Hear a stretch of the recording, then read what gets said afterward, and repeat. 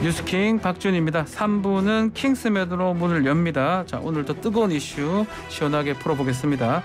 천하람 변호사, 이현웅 YTN 라디오 아나운서 나오셨습니다. 안녕하세요. 안녕하십니까. 안녕하십니까. 네, 자, 이현웅 아나운서 첫 소식 뭡니까? 네, 바로 들어가겠습니다. 네. 윤석열 대통령 일정 유출 소식부터 전해드릴 건데요. 윤석열 대통령의 대외비 일정이 배우자 김건희 여사의 팬클럽 SNS를 통해서 유출이 됐습니다. 김 여사 팬클럽 건희사랑의 페이스북 이용자 댓글이 문제가 된 건데요. 윤 대통령의 지역 방문 일정이 공개가 됐습니다. 이 댓글을 단 이용자는 일정 공개와 함께 많은 참석과 홍보를 부탁드립니다라고 하면서 방문 일시와 장소 등 구체적인 내용을 댓글을 통해서 적었습니다. 네. 통상 대통령의 외부 일정은 경호상의 이유가 있기 때문에 행사 종료까지 비공개로 진행이 됩니다. 출입 기자단에도 비보도 조건으로 사전 공지가 됐는데요. 근데 이런 일정, 계략적인 일정보다도 더 세부적인 동선이 팬클럽 채널을 통해서 공개가 되니까 경호와 보안에 대한 논란이 일고 있는 겁니다. 네. 이렇게 논란이 커지니까 대통령실이 급히 입장을 내고 수습에 나섰는데 어떻게 이 같은 일이 벌어졌는지 파악하고 조치를 취하겠다면서 거듭 죄송하다는 말을 전하기도 했습니다. 자, 이 26일이라고 공개가 된 건지 모르겠는데 대구 서문시장 26일 12시입니다. 그대로 일정을 하는 겁니까? 어떻게 되는 겁니까? 이게 뭐 26일 이러니까 뭔가 좀 느낌이 다르지만 내일이잖아요, 사실. 아, 내일 점심 때. 예, 내일 점심 일정이에요. 네.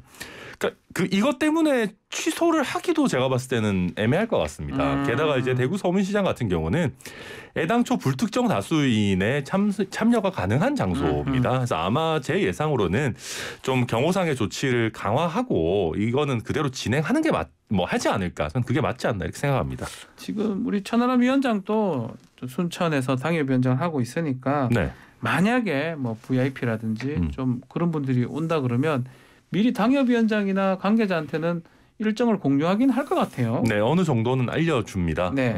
왜냐하면은 이 대구 서문시장에 대통령께서 오시는데 대구 지역의 당협위원장들이 안 갈 수가 없어요. 그러니까 그 사람들도 나름대로 일정 조율이 필요하기 때문에 그렇죠. 보통은 어디에도 알리지 말고 본인만 알고 있으라라는 식으로 해서 일정 공유가 좀 이루어지고요. 예. 근데 이게 아는 사람의 숫자가 막 10명, 20명 정도 넘어가게 되면은 또 그중에 정신 못 차린 사람들도 있기 마련이기 때문에 네. 이렇게 아름아름 새어나가는 경우들은 있습니다. 다만 이런 식으로 그 김건희 여사의 팬클럽에 이게 막 이렇게 올라왔기 때문에 사실 유독 이번에 더 화제가 되는 겁니다. 그러니까 지금 말씀대로 대통령실에서 지금 해명하는 거는 이렇게 아름아름 여당 관계자들한테 얘기를 했던 부분이고 그 중에 뭐 아줌마라고 표현하더라고요. 아줌마가 그 건희사랑 팬클럽에 올림으로써 이렇게 됐다라고 얘기를 하긴 하는데 어쨌든 결과론적으로 봤을 때 이 정보 관리가 부실했다 이런 비판을 받을 수밖에 없는 상황 아닌가 그렇게 보이는데요. 당연히 그렇죠. 아름아름 아는 거랑 누구나 볼 수 있는 이렇게 공개된 SNS에 올리는 거랑은 굉장히 큰 차이가 있다고 볼 수가 있겠고요. 뭐 변명의 여지 없는 문제가 있는 거고 철저하게 경로를 파악해서 대통령실이 밝힌 것처럼 다시는 이런 일이 반복되지 않게끔 해야 될 텐데 이제 이번에 특히나 더 문제가 되는 이유는 지난 5월에도 이 집무실에서 찍은 사진이 이런 팬클럽 등을 통해서 공개가 된 바 있기 때문에 그렇죠. 그 당시에 조금 강하게 무언가 조치를 취했다고 하면 이렇게 반복되진 않았지 않았을까 이런 얘기들이 나오고 있는 겁니다. 팬클럽입니다. 그 팬클럽 SNS를 통해서 공개됐는 거 이게 좀 김 여사 팬클럽 관리가 필요해 보이는 상황인 것 같은데요. 당연하죠. 사실 지금 뭐 잘 짚어주셨고요.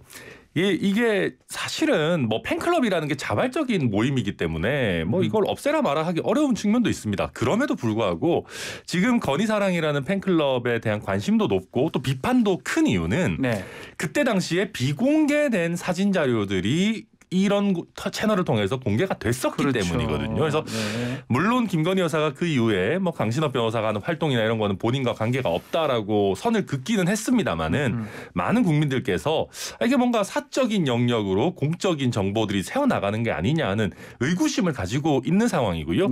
사실은 이번 일을 계기로 그런 부분에 대한 국민들의 우려를 더 강하게 불식시켜야 되는 뭐 그런 상황입니다. 말씀처럼 정보 유출 논란이 지금 한두 번이 아니 두 번째 이런 상황이라면 결국은 제2부속실이나 특별감찰관 얘기가 이런 것 때문에 나오는 것 같기도 하고 거기에 또 근거가 되는 것 같기도 합니다. 물론 이제 저도 국민의힘에 몸담고 네. 있기 때문에 저희가 5년 동안 특별감찰관 임명해라라고 문재인 정부 내내 노래를 불렀었습니다. 사실은 이제 문재인 정부에서도 계속 차일피일 뭐 공수처 핑계 뭐 이런 여러 가지 핑계들을 대면서 하지 않았고 정권이 바뀌자마자 민주당에서 특별감찰관 임명해라라고 하는 게 저희 입장에서는 참 내로남불처럼 보이긴 합니다만 네. 민주당의 내로남불은 차치하고 제가 봐도 특별감찰관은 임명 빨리 하는 게 좋습니다. 네, 그렇게 해서 그 대통령의 사촌 이내 친인척들이 좀 지속적으로 좀 감시 감독을 받고 감찰을 받는 것이 이런 여러 가지 논란을 미연에 방지하는 데 분명히 도움이 될 겁니다. 자, 그거 말고도 김건희 여사가 비공개로 수해 복구 봉사 활동을 나섰다 이런 보도가 있더라고요. 이런 활동 또 이런 보도 어떻게 보고 계시는지요? 우리 연호 아나운서. 네.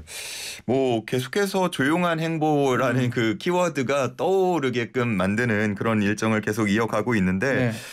뭐 팬클럽까지 이렇게 계속 나와서 활동을 하고 있고 있는 상황이고요. 또 제2부속실에 대한 얘기가 지금 뭐 취임 후에 한 100일 조금 넘었는데 벌써 몇 번째 나오는지 모르겠습니다. 네. 그래서 뭐 제2부속실 뭐 등등은 아닐지어도 영부인과 관련한 뭔가 비판 혹은 일정 조율, 관리 뭐 이런 것들이 필요하다는 얘기는 계속 나올 수밖에 없는 상황인 것 같습니다. 이게 보도를 비공개인데 어떻게 보도가 됩니까? 예, 뭐 사실 사진을 공개하거나 예, 뭐, 사진은 안 나왔습니다. 활동 뭐 동영상을 공개하거나 이런 것은 결코 전혀 아니고요. 예.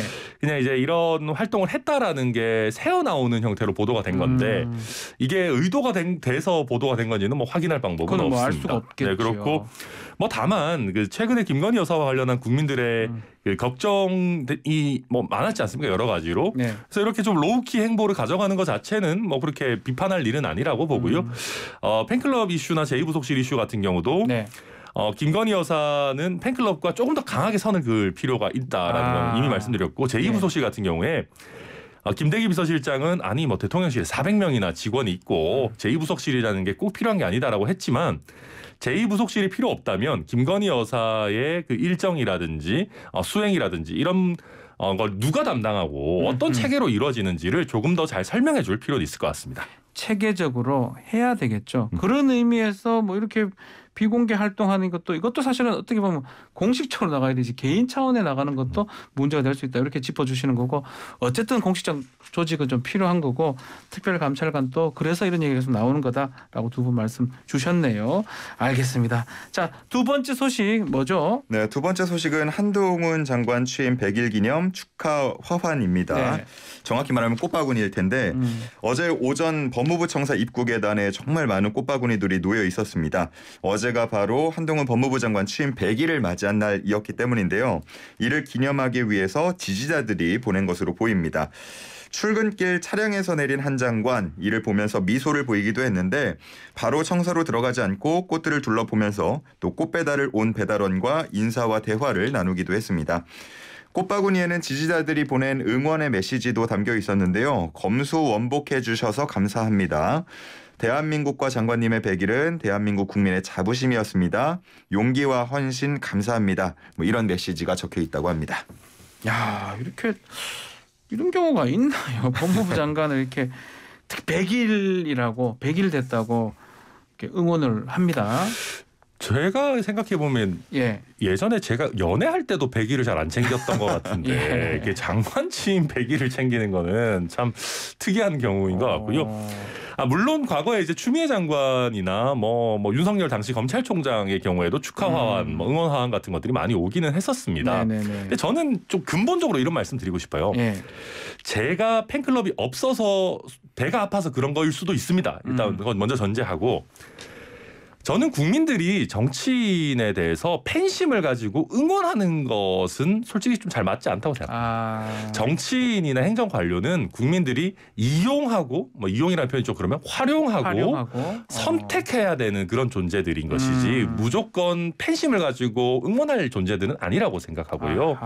그래서 물론 이런 뭐 표현을 하시는 거야 본인의 자유지만은 네. 글쎄요 이런 게 썩 제가 봤을 때 좋아 보이지는 않습니다. 이럴 돈이 있다면 차라리 정말 필요한 곳에 기부를 하는 게 더 낫지 않나 하는 생각이 들 정도인데 어쨌거나 뭐 한동훈 장관이 단순히 법무부 장관 의 느낌뿐만 아니라 그러니까 민주당과 이 대립하는 과정에서 사실상 그 범보수의 차기 지도자 같은 이미지를 구축했지 않습니까? 그렇죠. 그런 것들이 뭐 보여지는 하나의 장면인 것 같긴 합니다. 그러니까 본인 입장에서 지금 우리 천하람 변호사가 지적을 좀 해주셨는데 그런 꽃다발을 보면 기분이 좋겠죠. 그러니까 아마 안 좋을 수는 없는데 그렇기 때문에 예컨대 지금 차기 범보수 1위 뭐 이런 얘기 하셨는데 그런 것들을 좀 더 과잉되게 생각할 가능성이 있지 않을까요? 그러니까 말씀해주신 대로 정치인에 대한 뭐 팬클럽의 유무 뭐 이런 것들이 문제가 될 수 있다고 하는 게 정치인 혹은 뭐 이런 관료 등은 국민을 위한 사람들이잖아요. 그렇죠. 국민 전체를 위한 사람들이 되어야 하는데 뭐 사람 마음이 마음인지라 팬클럽이 있다 그러면 어쩔 수 없이 조금 더 무게감이 실릴 가능성이 있기 때문에 그런 걸 미연에 조치하기 위해서 이런 팬클럽 존재 자체가 문제가 될 수 있다는 지적을 해주신 것 같고 예. 뭐 이게 정말로 만약에 축하하기 위한 꽃다발이라고 하면 그나마 좀 덜 문제가 될 수 있을지 모르겠지만 사실 이 꽃다발을 바라보는 시각에서는 이전에 그 갈등, 추윤 갈등 를 떠올릴 수밖에 없고 그렇죠. 당시에 이제 뭐 화학 경쟁이다, 꽃다발 경쟁이다 이런 얘기가 나왔기 때문에 그 연장선상 혹은 뭐 평행 이론 이런 얘기들이 지금 나오고 있거든요. 그래서 그 메시지, 꽃다발에 담긴 메시지가 무엇이냐 이 부분도 조금 문제가 될 수 있을 것 같습니다. 요거는 뭐 천하람 위원장한테 한번 여쭤봐야 될 것 같은데 네. 한동훈 장관이 이제 법사위에서 여러 가지 얘기들을 했었습니다. 특히 태도라든지 뭐 지적도 있고요. 뭐 시원하다는 또 얘기도 있고요. 우리 여당 같은 당으로서 어떻게 좀 보고 계셨던지요? 그러니까 뭐 이게 참 어렵습니다. 네. 시대가 변한 것 같기도 합니다. 어찌 보면은 그러니까 뭐 이준석 대표의 화법 같은 것들 봐도 좀 그런 것 같고요. 네. 그러니까 과거처럼 국회의원이 이렇게 질책을 할 때 굉장히 저자세로 이렇게 아유 뭐 송구합니다, 뭐 더 잘하겠습니다라고 하는 게 국무위원의 과거의 모습이었다면은 이제는 내가 이런 기회를 이용해서 해명할 부분 내지는 내 입장을 말할 부분은 한다. 라는 형태로 점점 가고 있는 것 같긴 그렇죠. 합니다. 바뀐 것 같긴 해요. 다만 말꼬리 잡기식의 이런 그 대결은 저는 불필요하다고 보고요. 한마디만 하자면은 예. 그렇게 봐요. 보통 국회의원 한 명, 특히 지역구 의원 같으면 선출해 준 국민이 한 20만 명 정도 됩니다. 평균 내면 그 정도 될 겁니다. 예. 20만 명의 국민이 앞에 앉아 있다고 생각하고 말을 해야 됩니다. 아, 야, 이거 좀 그러니까 국회의원 한 명이 얘기하더라도 묵직하네요. 예. 예, 그 국회의원 한 명은 어찌 보면 좀 모질한 사람, 아니 모질한 건 좀 과하고 네. 좀 부족한 사람일지 몰라도 네. 그 뒤에 그 사람을 선출해준 국민 20만 명이 있는 거니까 그렇게 생각하고 발언을 해야 되는데 한동훈 장관 자신 있고 논리적인 거는 좋지만 조금 더 자제할 필요도 있지 않나 저는 뭐 그렇게 생각합니다. 아, 그 말이 묵직하네요. 네. 20만 명을 보고 답변을 하라. 국민이라 답변을 하라. 지금 뭐 상황이 굉장히 엄중하기 때문에 네. 보통 장관 취임 100일이라고 하면 그 기자간담회나 뭐 간담회를 여는 경우 많지 않습니까? 그리고 거기서 나온 내용들이 주로 보도가 돼야 어떻게 보면 국민 입장에서는 조금 더 좋을 수 있는데 그렇죠. 꽃다발 배달됐다 이런 게 보도가 많이 되다 보니까 좀 국민으로서 국민 한 사람으로서 아쉬운 부분도 있었어요. 약간 그런 거잖아요. 나는 살기가 힘들어 죽겠고 요즘 경기도 안 좋고 뭐 이런데 장관은 꽃다발 받고 있나? 이런 느낌. 물론 꽃다발 받는 게 장관 탓은 아니지만 네. 본인이 뭐 달라고 한 건 아니지만. 그렇죠. 네. 그렇지만은 아무튼 네. 이런 게 뭐 조금 막 그런 별로 좋아 보이지 않는 면이 있는 것 같습니다. 알겠습니다. 자, 마지막 소식 이현웅 아나운서 전해주십시오. 네, 마지막 소식은 김혜경 법카 유용 의혹 마무리 단계입니다. 네. 검찰이 김혜경 씨의 법인카드 유용 의혹 핵심 관계자인 배모 씨에 대해서 사전 구속영장을 법원에 청구했습니다. 앞서서 경기남부경찰청이 배임과 횡령 또 공직선거법 위반 혐의를 받는 전직 경기도청 총무과 사무관 배 씨에 대한 사전 구속영장을 검찰에 신청했는데요. 이어서 같은 날 검찰도 법원에 영장을 청구한 겁니다. 배 씨는 법인카드 사적 유용 그리고 불법 처방전 발급 등 김 씨에게 제기된 각종 의혹의 중심에 서 있는 인물입니다. 2018년 7월 별정직 공무원으로 채용이 됐고요. 2021년 9월까지 도청에서 근무하면서 사실상 김 씨의 수행비서 역할을 한 것 아니냐 이런 의혹을 받고 있는 인물입니다. 네. 그는 이 김 씨의 개인 음식값을 경기도 법인카드로 대신 결제를 하거나 타인 명의로 불법 처방전을 받아서 김 씨에게 전달한 혐의도 받고 있습니다. 자, 이게 혐의가 좀 입증될 만한 단서가 잡혔다고 봐야 됩니까? 네, 그렇습니다. 지금 이제 그 이런 그 의혹이 있었던 개인적인 법인카드 사용 의혹이 있었던 수많은 그 식당들에 대해서 압수수색이 있었죠. 거의 한 190몇 곳이었던 그렇죠. 것 같은데. 네. 그래서 그 중에 이제 뭐 이렇게 문제가 될 만한 곳들을 경찰에서 추린 걸로 보입니다. 그거 가지고 이제 수사를 진행해서 최종적으로 김혜경 씨에게 입장을 묻는 정도의 아마 그 경찰 조사가 이루어진 것 같고요. 네. 그 조사가 이루어져서 어느 정도 혐의 입증이 됐다라고 보기 때문에 기소 의견으로 경찰에 송치한 걸로 그렇게 이해가 됩니다. 이게 수사가 마무리 단계입니까? 이제 사실은 공직선거법만 9월 9일까지고 나머지는 사실 뭐 시효 제한이 없는 것 같긴 한데요. 그렇죠. 그렇지만 이제 박준 변호사님도 아시겠지만 검찰 입장에서는 두 개의 범죄를 동시에 기소하게 되면 그게 이제 경합범이라고 해서 두 개 복수의 범죄가 있으니까 이거 네. 가중처벌할 수 있게 됩니다. 근데 9월 9일 그 공소시효 기한을 넘겨버리게 되면 네. 그런 형태의 처벌이 불가능해지는 것이거든요. 그래서 남은 범죄들이야 당연히 공소시효가 훨씬 더 많이 남아있지만 선거범죄 공소시효에 맞춰서 같이 기소를 할 가능성이 높아 보입니다. 수사는 거의 이제 끝난 상황으로 보이는데 일단 뭐 김혜경 씨 조사는 끝났고요. 아마 경찰 같은 경우 불구속 상태로 검찰에 송치한다. 또 중요한 거는 이 배모 씨 같은 경우 지금 사전 영장이 지금 청구된 상황이거든요. 그런 것들을 봤을 때는 혐의점이 이제 충분히 소명이 됐다고 봐야 되는 겁니까? 그렇습니다. 이제 아마 근데 이제 배모 씨에 대해서는 구속영장을 청구하고 김혜경 여사에 대해서는 영장을 청구하지 않은 걸 놓고도 보수 진영에서는 특히 좀 말이 나오고 있습니다. 김혜경 씨에 대한 수사가 부족한 것 아니냐, 시간 끌기에 좀 편이 그렇습니다만 말려든 것 아니냐라는 얘기들도 나오고 있는데요. 아마 이렇게 그 김혜경 씨에 대해서는 구속영장 청구를 못한 것은 제 예상에는 배모 씨가 그 김혜경 씨의 관여 범위에 대한 구체적인 진술을 하지 않았기 때문이 아니겠는가. 그 사람이 얘기를 좀 해줘야 더 나아갈 수가 있는데. 그렇죠. 아무래도 조금 더 그 공범 간의 그 역할 분담이라든지 김혜경 씨의 지시 개입이 좀 더 명확해져야 영장 청구가 가능할 텐데 그 부분은 100% 아직 진술이 안 나온 것 아닌가. 저는 뭐 그렇게 보입니다. 네, 뭐 이거는 이제 추측인 저의 부분이고요. 추측입니다. 네. 뭐 공범인지 아닌지는 그건 이제 더 이상 또 확인이 돼야 될 부분인데 일단은 한쪽은 이제 배모 씨 같은 경우 영장이 청구가 됐고 김혜경 씨 같은 경우는 불구속 송치가 될 가능성이 높아 보입니다.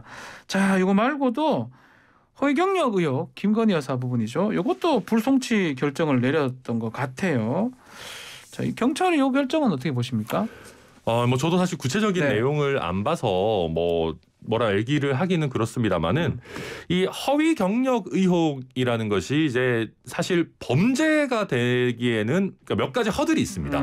이 허위 경력을 이용해서 어떤 뭐 재산상 이익을 얻었다라든지 그 대학의 어떤 그 채용에 관한 업무를 방해했다라든지 이 인과관계가 있는 내용들이 나와줘야 되는데 이게 글쎄요 뭐 얼마나 구체적으로 밝혀졌는지 아니면 뭐 공소시효의 벽에 막혔는지 이런 부분들은 이 경찰의 발표 내용을 조금 더 봐야 알 수 있을 것 같습니다. 알겠습니다. 자, 오늘 킹스맨은 여기까지 하겠습니다. 이현웅 아나운서 또 천하람 변호사 두 분 감사합니다. 고맙습니다. 감사합니다.